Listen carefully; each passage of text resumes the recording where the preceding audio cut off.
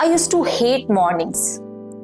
सुबह उठती, सीधे अपना फोन उठाती, 20 मिनट स्क्रॉल किया, फिर ऐसा लगता था कि सब मुझसे बहुत आगे निकल गए हैं, सब बहुत मेहनत कर रहे हैं और मैं यहाँ कुछ नहीं कर रही हूँ, सिर्फ अपनी फैमिली एंड बच्चे में स्टक हूँ। And then I used to start my day already stressed. Internet पे जो भी फिजिबल मॉर्निंग रूटीन मुझे मिला, मैंने सब ट्राई किया। Ice bath, meditation, gratitude list, journaling, everything. And honestly, most of it felt like a second job. So I threw all of it. और फिर मैंने अपना एक सिंपल रूटीन बनाया, वो जो मुझे सूट करे, न कि मुझे ड्रेन करे। इसमें करीब 40 to 45 मिनट्स लगते हैं, कोई एक्स्ट्रा कॉस्ट नहीं है, and genuinely this has changed my life. So here is what I exactly do and why each step works. इस रूटीन पे आने से पहले मैं एक चीज बताना चाहती हूँ। बेस्ट मॉर्निंग रूटीन वो नहीं है जो कि यूट्यूब पे इम्प्रेसिव लगे। बेस्ट मॉर्निंग रूटीन वो नहीं है जो कि आपके फेवरेट एक्टर्स या फिर इन्फ्लुएंसर्स फॉलो करते हैं। बेस्ट मॉर्निंग रूटीन वो होता है जो कि आपके डेली लाइफ में सीमलेसली इंटीग्रेट हो जाए और आप उसको हर दिन फॉलो कर पाएं।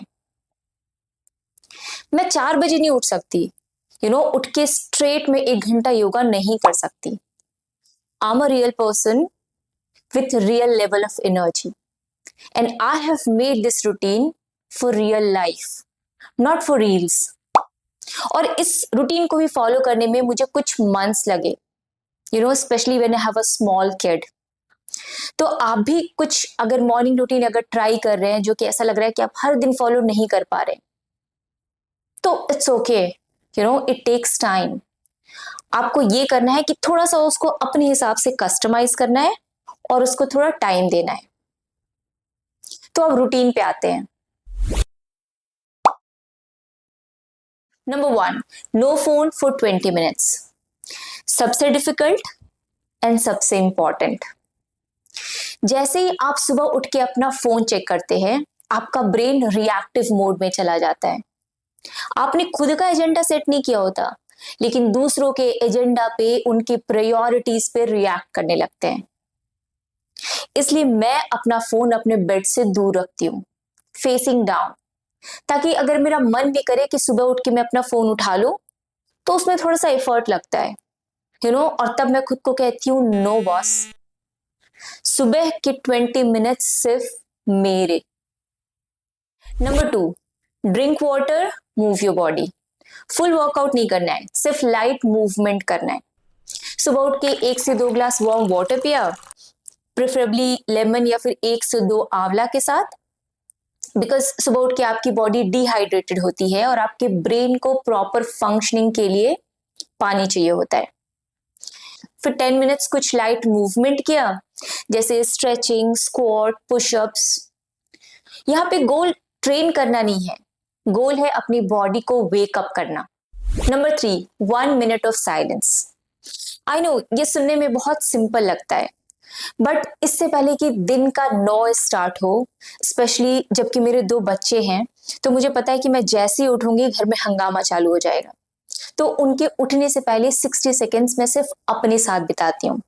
उसमें या तो मैं अपने बेड पे चुपचाप बैठती हूँ, या फिर मेरे विंडो के बाहर एक फुटबॉल ग्राउंड है जिससे काफी अच्छा व्यू दिखता है, मैं उसको देखती हूँ। और कभी कभी ये हैबिट थोड़ा वियर्ड भी हो जाता है, अगर मेरे घर कोई गेस्ट आते हैं तो भी मैं ये रूटीन फॉलो करती हूँ। Number 4, write down 1 thing which you have to do. To do list नहीं, सिर्फ 1 से 2 चीज। अगर आज मुझे 1 से 2 चीज वो करना है जो मेरे लिए बहुत इंपॉर्टेंट है, तो वो क्या होगा, मैं उसको पेपर पे लिखती हूँ, फोन पे नहीं, बिकॉज यही मेरे पूरे दिन का एंकर बन जाता है। Number 5, do something for yourself before the day starts. मेरे लिए ये है अपना रूम अरेंज करना। मैं रूम अपना अरेंज करती हूँ और अपना फेवरेट स्मूदी बनाती हूँ। आपके लिए हो सकता है वॉकिंग, स्ट्रेचिंग, बुक पढ़ना, म्यूजिक सुनना, या फिर अपना फेवरेट ब्रेकफास्ट बनाना। Remember, no news, no social media. The point here is to start your day with something that fills you up, not something that drains you. So here is what I noticed after following this routine for few months. ये habit का game नहीं है, ये identity का game है।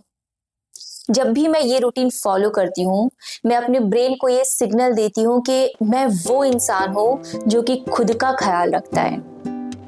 मैं वो इंसान हूँ जो कि दूसरों को सर्व करने से पहले, दूसरों के लिए परफॉर्म करने से पहले खुद को परफॉर्म करता है। क्योंकि मुझे पता है कि अगर मैं एम्प्टी हूँ तो मैं दूसरों को सर्व नहीं कर पाऊंगी, और यही फीलिंग पूरे दिन का डिसीजंस एंड फीलिंग को चेंज कर देता है। And this is why it works, not because of any specific steps, but because what each steps tell you about who you are. इस रूटीन को आप 7 days ट्राई करिए और मुझे कमेंट करके बताइए कि कौन सा स्टेप आपके लिए सबसे मुश्किल है।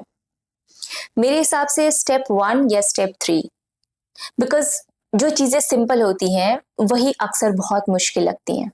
मैं हूं प्रिया और ये है the Indian school of life. मिलते हैं नेक्स्ट वीडियो में।